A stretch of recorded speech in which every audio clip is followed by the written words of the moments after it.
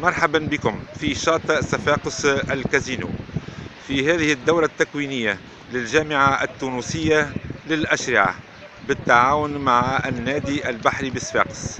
هذه اللحظات هي تعويم المراكب والأشرعة،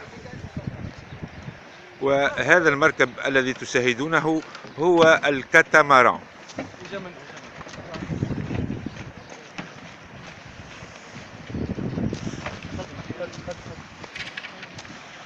وسبق تعويم اللازر الذي نشاهده الآن في الصورة.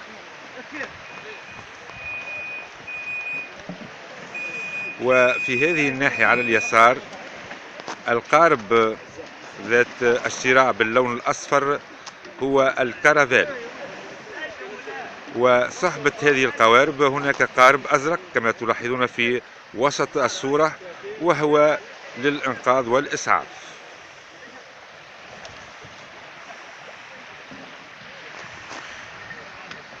يبقى هذا القارب الصغير ويسمى الأوبتيميست أو التفاؤل، هو للشريحة العمرية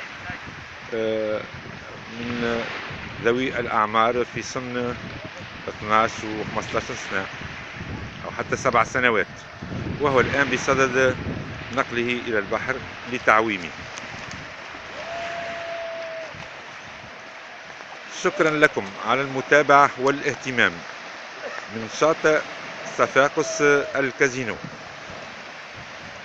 إلى اللقاء في حصة مقبلة إن شاء الله مع هذه المراكب التي تدخل في شاطئ صفاقس ويقع تعويمها لأول مرة.